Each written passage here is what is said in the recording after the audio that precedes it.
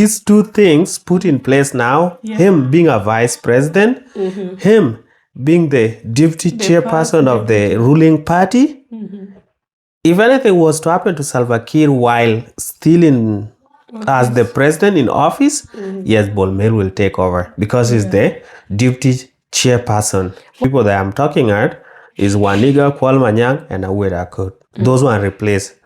Have they actually given up on their political ambition of being the presidents of South Sudan? Nyandeng this is also a vice president. Rebecca Nyandeng, the Mabir. Yes, the wife to the late Garang Mabir. Is it the right time for her now to leave, to give her position to one of her children? Or is it the right time to reintroduce them into a political arena in a certain way? Welcome to Jimosi podcast. So we'll be doing a weekly update. And one of the top stories that happened in South Sudan this week is that Salva Kiir reshuffled his party members or his party leadership. And his party is SPLM. So what he did, he removed some of prominent politicians from his SPLM ruling party, and he replaced them with some individual that will consider them to be a little bit younger, and they're not people that a lot of people know in our political scene of South Sudan. So Igga was replaced by Bol Mel, Kuol Manyang was replaced by Mary Apai, and Akot was replaced by Simon Kun Poch. Yeah. So based on what I'm seeing here, it seemed like Salva Kiir was trying to maintain, how do we call it, a proper mixture of all communities, because Bol Mel is a Dinka, Mary Apai is an Equatorian, and Simon Kun Poch is a Nuer. So this one, it means like it's a party of everybody. And wait, but Awet is not a Nuer. Awet Akot was a Dinka before. So if we go back a little bit, it's going to be a little bit complicated of how the people went into the party. How it was formed, the revolution itself, were the first people to form the party and such kind of things. It will make it a little bit, but moving forward, that's why Kiir is trying to make sure that his party now, there's representation of at least major communities, or look like more of a national political party. So that's what he did last week. And there were a lot of speculation as to why he did that, because you remember few months ago it started with Igga being the vice president first. Vice president for economic cluster. Yes, being replaced by Bol Mel. And then you remember we talked. We said if anything was going to happen to Kiir, Bol Mel will not take it because it's not the second in command in terms of the ruling party. So as much as Igga has been removed, these people follow the political the hierarchy of their party. Like what happened when Garang died is Salva that took over because he was the second in command. He was the deputy chairman. And like that. So our analysis in the first video was that Bol Mel will not take over. What will happen is that Bol Mel will remain in his position and Igga will become a president. Because it's from the party, will take over the presidency, but then Bol Mel will still remain as a vice president. Based on how the party was at that point. That's like 2 months ago. So a few months later, what has happened now is that Igga has been demoted again. Has fully been moved back and replaced now by Bol Mel in both. Benjamin Bol Mel. Yes. In two consecutive appointments. Yes, and in two different, like they sound a little bit different because this one is like two positions. This is for the party and this is for the country. Now in all those two positions, Bol Mel has taken over all of them. You're neglecting yes. I don't think if there's any grudge there. So what I'm going to ask you, my co-host, is that is Salva Kiir preparing himself for a political exit? My answer is yes. Mm-hmm. If you remember a few days ago, around just before May 16th, there was rumors that President Kiir has died and all those because he was not appearing in the public, like in the limelight as he used to be. And there were just so many strange things happening. So people thought, and some people still think, including myself, that Bol Mel is being prepared to take over the leadership. Should anything happen right now to President Salva Kiir, all these steps are kind of pointing towards a change in leadership, but then Kiir still wants to cover his bumps by having someone trustworthy or someone trusted to him take over the leadership from him. That way, his family will still be in safe hands. Because I'm very sure Bol Mel will never go hard on Pan Salva Kiir should anything happen to him right now, and then achukwe leadership. So a big yes. President Kiir is preparing for a political exit. I don't think he wants to really exit the leadership, but like he kind of feels his days are numbered, right? Another to watch at any time from now. And who's the better leader to live in that position if not yours truly? Yeah, the same thing. I will say the same thing that Salva Kiir, president of South Sudan, is preparing actually for a political exit, and he want to do it the right way. You remember when Garangmabio did not know that he's going to die. Yeah, he was healthy. Yes, so everything was okay. Everything was in place. So he didn't have to arrange anything. He just let the political party be where it was. But then things happen, accident happened, and he left. But now in this Salva Kiir thing, we have seen Salva Kiir in most of the videos. As much as he might be healthy, he's not healthy the way that he used to be. He's not physically fit. Yes, it's not extremely. Given his age. Yeah, so it's not extremely healthy. How long he's going to live, nobody knows. It's him and his doctor that knows that. Yeah. So he might have some information that we don't have access to, and so that's why he's actually making sure that in case of anything, either he leave the presidency or the political scene in a natural way or in a different way, then things will be okay. It doesn't want to leave things in a messy situation. Yeah. And to me, like, it feel like when you are going to die as individual in your own house, in countries where people have resources, you write your will. Yeah. You don't want your family members to scramble and fight after you have left. Yeah. And you have no way of coming back to life to come and say, why are you guys fighting over this and this and this? Yeah. And that's why sometimes we say if Garangmabir was alive, this would be better. You see? Yeah, because he did not make some plans.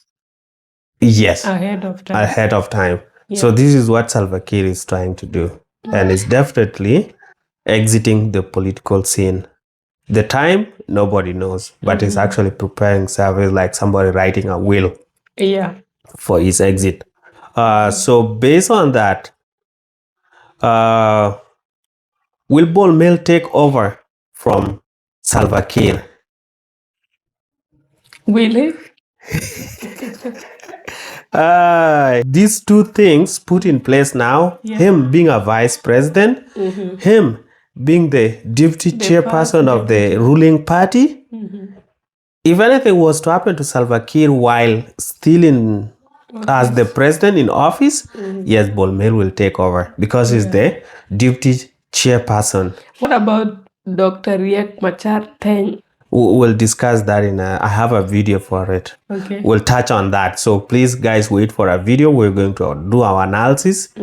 If Riek Machar has any opportunity of becoming a president of South Sudan, if anything was to happen to Kiir. Okay, so the reason why I'm asking about that is because he's the current first vice president. So, like, naturally, people would expect him to be the next in command if Kiir was to go. Yeah, we'll discuss. Yeah, let's wait for the next video. We might end up mixing the two things now. Okay. Yeah, so to me, Bol Mel will take over because of those two reasons that I mentioned. He's a vice president and is also the deputy chairperson of the ruling party. So if the chairman is not there, who is President Kiir, then the deputy take over and then the other person come like that, and that's how it will follow. So everything has been cleared for him. He's just waiting to take over. That's a lucky bastard. To me, like, it's not lucky. Okay. Yes, preparation Meets opportunities. He prepared for himself, and I'm actually planning of doing another video on how Bol Mel actually prepared himself like for a political rise to power. Yes, or his preparation for political political journey or political space. Yeah, so that one I will also do it. Okay. So okay, now my next question that I'm going to ask you is that have those political leaders who have been replaced, and the people that I'm talking at is Igga, Kuol, Manyang, and Awet, Akot. Those one replaced. Have they actually given up on their political ambition of being the presidents of South Sudan? Have they given up on their political ambitions? I would speak for Kuol Manyang because I don't know the rest. Like Awet, I only hear about Awet Akot on very rare occasions. Yeah, speak of somebody that you know. But for Kuol Manyang, I think at his age, I think he's over 75 at the moment. I'll check that to confirm. But then at his age, I don't really think there's something much he can do politically that he has not done over the last over 40 decades from the start of the SPLM up to 2025. So I don't think his main goal was to become the president because he was actually one of those top-ranking officials by the time John Garang died. So if he wanted to be a president, he would have made it back then. Through force. Now, it's possible. Okay. Or like they could have convinced themselves and then to see like who's a better leader amongst the top SPLM surviving leaders at the time. That is back in 2005. And the second thing is, right now his daughter is one of the ministers. I think the Minister of Trades. So if your family members are already in the political scene and they have big positions, then I don't think there's any point in you at your old age, over 75, still struggling to like maintain your space in the public service. Like that's a good age to retire and you enjoy life for the remaining years.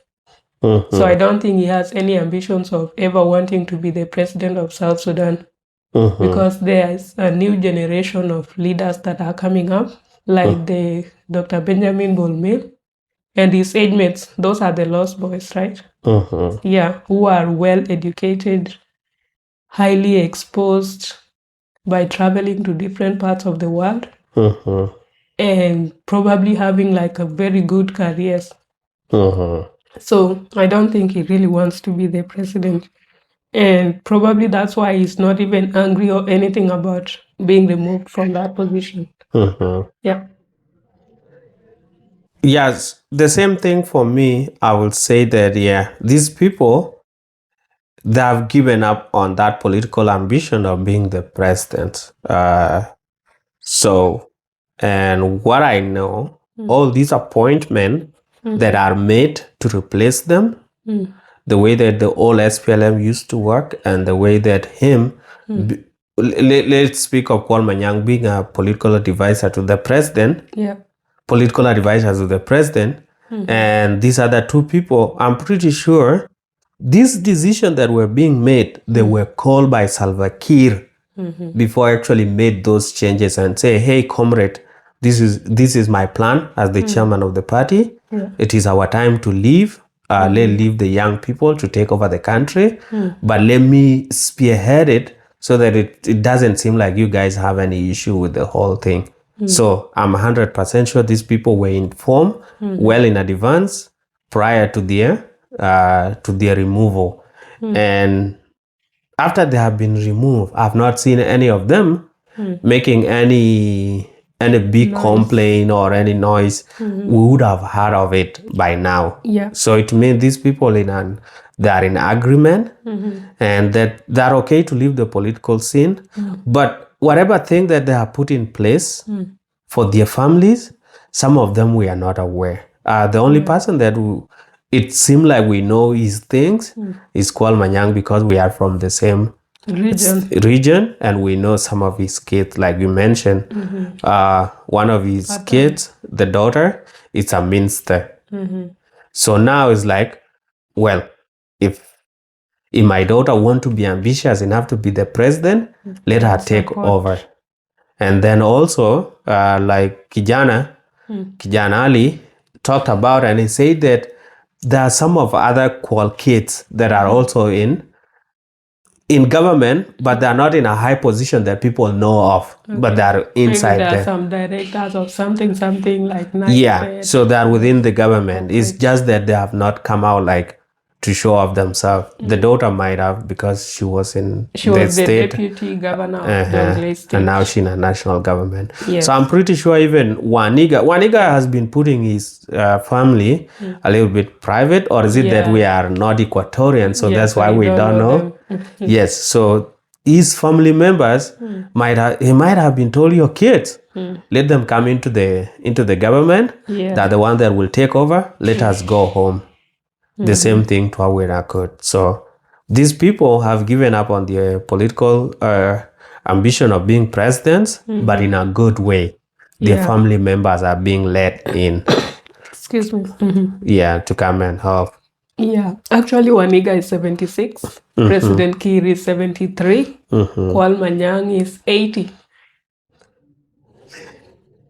Yes, so this is why, yes, at 80-year-old, I don't think. Should have retired long time ago. Yes, and this is why sometimes I say, these are nice people who will not be fighting at the age of, let's say if Salva Kiir was to live for the next 5 years, and he will still be the chairman and the president, then Kuol Manyang will be 85. Will he still be looking for a political ambition to be a president at 85? No, he will not be eligible. Like at that age, old age inaanza kukiki in Africa, and let's just say that he decided not to be, but in Africa, yes, there are people that are in political scene even at their 90s. They will be taken to grave while being presidents. Yeah, it's a little bit crazy. So like, yeah, guys, like you have heard, Kuol is 80, Waniga is 76, Salva Kiir is 74, Awet Akot 73. Awet Akot nimejaribu kuangalia hakuna kitu inakuja. Yeah, it doesn't have any Wikipedia page already updated. Yeah, Wikipedia iko, but it doesn't have a lot of information kumuhusu. Like I said earlier, there's nothing much inayojulikana kumuhusu. Yeah. So yeah, we can make a conclusion that they have given up on their political ambition based on their age and the fact that their kids are being brought into the political scene. Yeah. And also these people have held these powerful positions for ages, right? So if it's wealth, then they have acquired enough. It's never enough, Nyandeng. If somebody's ambitious about something, it doesn't matter how much you have had something. It's like saying, let's say somebody that earn 10K a year and you earn 50K 10K a year. What? 10K dollars. Okay. Let's talk of dollars. A year or a month? No, a year in some part of the countries. Okay. 10K a year is like 1 million. If you earn 100K or 90K a month, like let's say in Kenya, they talk of that example. Yeah. So if you earn 10K a year and then somebody else earns 50K a year, and then the president earn 150K a year. You, the person that is earning 10K a year, you will say the person that is earning 50K a year should be atosheke sasa, should be satisfied, like amenene for so long. Unaona? Lakini yeye anaona that is just getting only 50 when other people are getting 150. Why can't he go and get the 150? So the number of time or the period that they have been in the political scene and how much wealth they have accumulated, if your ambition is to be the president, then those ones are not enough. All right. So my next question will be, with all these appointments that Kiir made, with Bol Mel being a Dinka, Mary Apai as Equatorial, and Simon Kuol Poch being a Nuer, is Kiir not tribal? And does he not practice nepotism? Is Kiir not tribal and does not practice nepotism based on those appointments? What will you say? I don't think it would be fair to classify him as tribal or not being tribal based on that one appointment. Because we have seen in so many occasions where he has literally appointed people who don't have any proper qualification to positions that they cannot properly manage. So I don't think it has anything to do with him being either tribal or not. Well, for me, this one I'll base it on South Sudan. Coming from a country where nepotism and tribalism is on the highest level, I'll say Salva Kiir, based on the appointment too, it tend not to show that it's tribal or he does practice any nepotism. Because look at his peers or his age mate. When Riek Machar became the first vice president with his own party, he appointed his own wife to be a minister. Him is a vice president. And some of other relatives down there that he employed in his office. And I've heard that a lot of Nuer community members came out and said, this guy turned a political party into a family empire or family affairs thing. You see there? We have not heard of any Salva Kiir children. If he's 73, I'm pretty sure he's a son he has one of his kids that is over 40. Yeah, that's true. And we have not seen any of those in any political scene. Like we haven't seen any of them being appointed as a minister, any undersecretary. We have not seen them. But people would argue that they are the ones running as tenderpreneurs. Yes, but it has not brought them to the limelight. So the backlash would not be as bad. Yes, so any bad deal that people do there that they are not visible, they can be classified with other people there are some people that are also doing such kind of dirty job, right? But if it was another, like take for example, Equatorial Guinea, vice president is his own son. Yeah. You see? Then your child takes over. Look at Uganda. The Museveni's son, your chief of staff, is his own son. Na bibi yake pia, I think, ni like minister or something. Yes, she has a position. Yes, she used to be a minister. Go to Rwanda. His own son is one of the top, how do you call it, bodyguard or something to him. I don't know how they call it in Rwanda. So this guy, we have not... Security personnel? Yes. Yeah, well, now wako kwa army. Okay. They're in army, yeah. But then I don't think if you appoint someone to be your bodyguard, the same thing happened with that Meru government, the woman Kawira. Si alikuwa na nini bodyguards, like her sisters. No, okay, yeah, I know that one, but I'm talking of like when you are at this point of presidency and like you are not showing your nepotism at the highest like level. Direct, covert nepotism and tribalism. So based on how he has hide his things, it's not showing any tribalism there. And when it comes to disappointment, that every time a person is appointed, we always say it's Mon Barkadal. I'm told that Barkazal is big. They have even more than 3 states. They You have see? Warab State. Awil. I don't know. Northern Barkazal. Northern and Western Barkazal. Yes, they have 3 states, and that those ones. It's just that we don't understand them. But if you go in deep there, they will say, "Oh, this one is not. Yeah, is Mointon. This one is Moin Lake State. Yeah, there is and then there's Lake State. Yeah, where they have Aliap and other Barkazel too. Yeah. So there is like. It's just that we don't understand them, that we always feel like it's pointing from one community. Yeah. But it's pointing from a pool of a lot of different people. Yeah. And then hata among Barkazel wenyewe, ukisema Barkazel acha Makuma, then they say no, I want. Yeah. And that is where Kiir hails from. Yeah. Those are the big fish. Yes. And other Equatorians and Nuer will say that Dinka, because every time a person is named, they hear a Dinka name. They hear Deng. Yeah, but we on our end, we come and say, no, it's not from Jangule, it's from Barkazal, and for Barkazal, there they go. Like, so it's it's complicated. Yeah. And then, so to me, based on those ones, it might be like a superficial, or he might like be doing something to cover our eyes here, and we don't know what's happening down there. But the fact that we have not seen them in a political scene, I'll say, yeah, he's trying to cover himself not to be a tribal leader. So that's what he has done, and he's trying not to show a lot of nepotism. Yeah, and if you look back, I think there's one of the episodes where we spoke about Mama Mary Ayan Mayardit. That is the wife to Salva Kiir.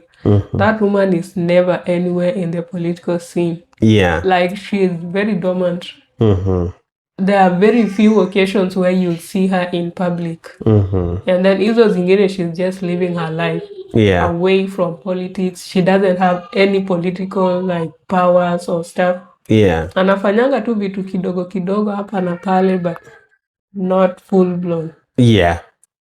So that one I would say like he has tried to restrain his family, or is it the family that are restraining themselves not to come? So we don't know, but he either doing it or the family members are doing it, which is good. Yeah. And the last point that I want, with all these things happening, with President Kiir trying to bring in new people into the political scene, I'm now looking at Nyandengdit. Nyandengdit is also a vice president. Rebecca Nyandeng.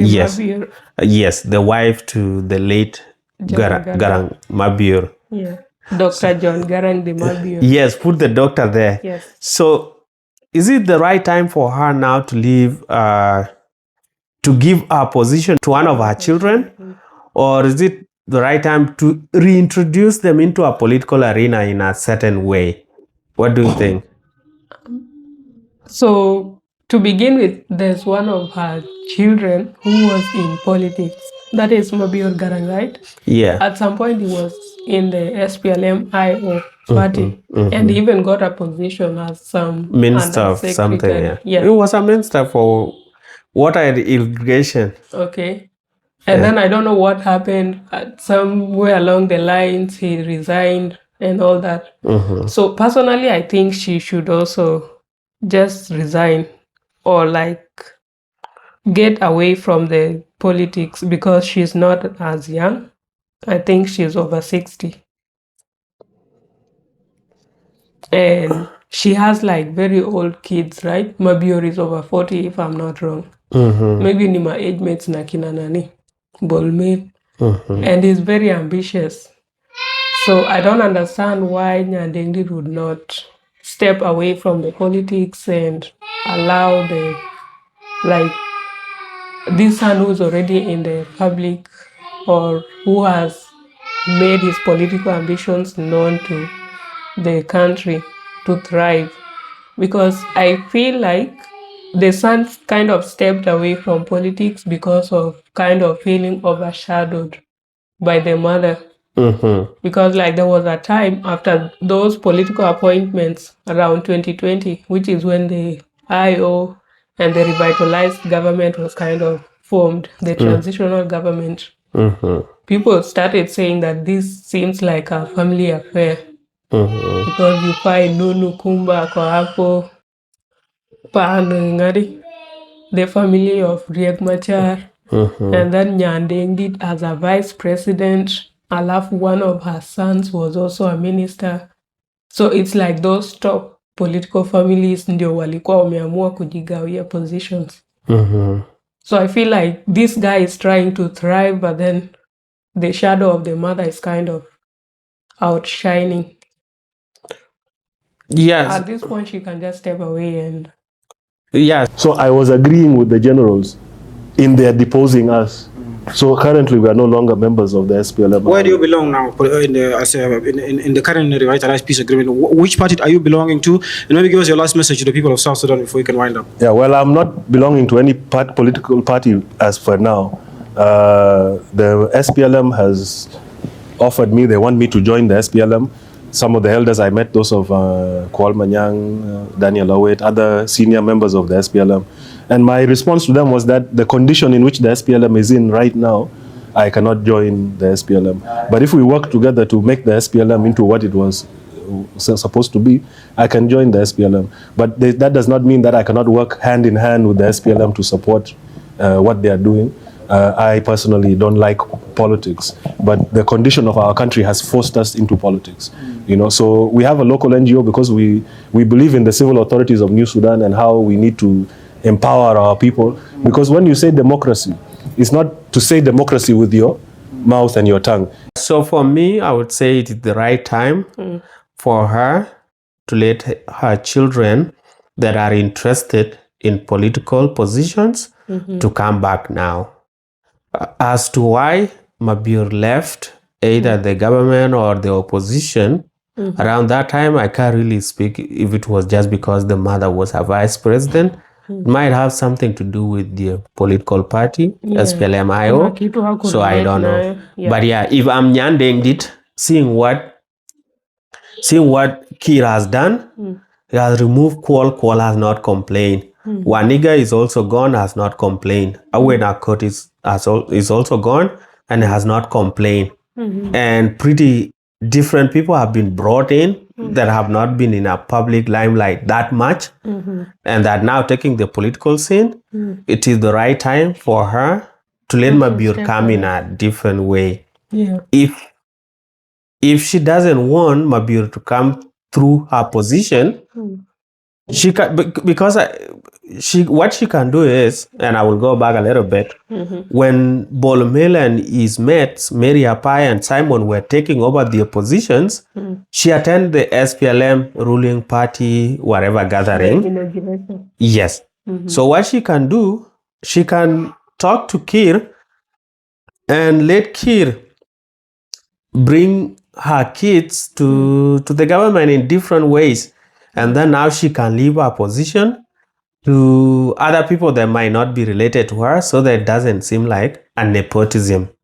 But if she advocates for, let's say, Mabur to come and replace her direct, yeah, it's like there's no big deal with it, but it looked like more of a nepotism at this point.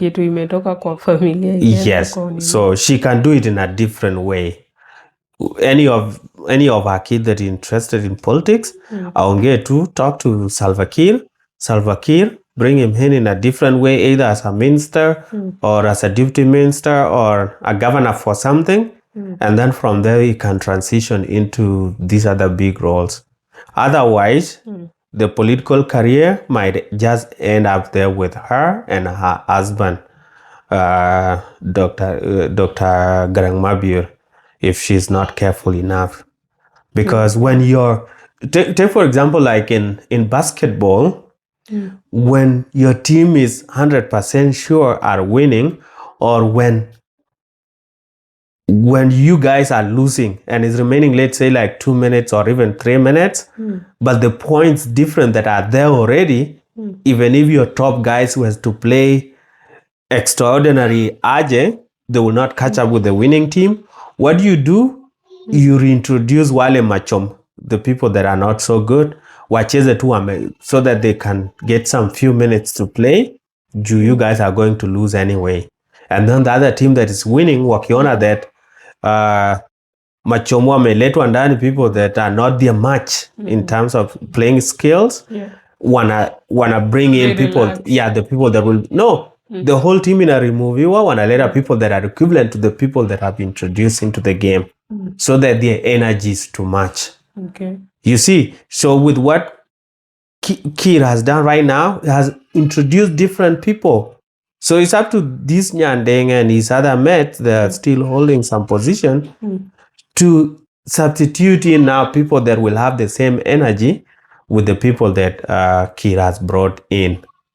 So that's what I think Nyandeng should do at this point. Yeah, but then come to look at it this way, Nyandeng did, as much as she's old, like maybe aanze vitu kama volunteering, foundation, charity and all that, because she has a lot of time on her hands, right?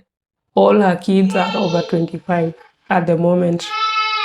So it's not like akiretire sahi, there'll be a lot of things for her to do uko in the background. So I guess maybe that's why she's just retaining her position. And well, she can focus with her health, I mean, going to gym, taking a walk, being a little bit more active, being careful of what she eats, so that she become a little more healthy and stronger. Yeah. Or venture into business, because she has several businesses that were operating. Not sure if they're still working right now. Zile za soda, Nyandengit and stuff. So she still has a lot of private things to do. But anyways, maybe she likes the interaction and all that policy.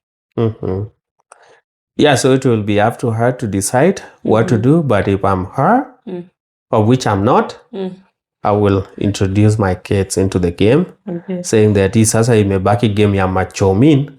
Let me bring my machom in rather than compete na watu wenye unawashinda, like in terms of whatever that is considered. But I'm not saying like kina Bol Mel or machom. I'm just trying to make it in a way that look, these are like juniors. These are juniors and fresh people. So if you are a veteran that has been there for so long, for decades, a good dancer know when to leave the stage. You are just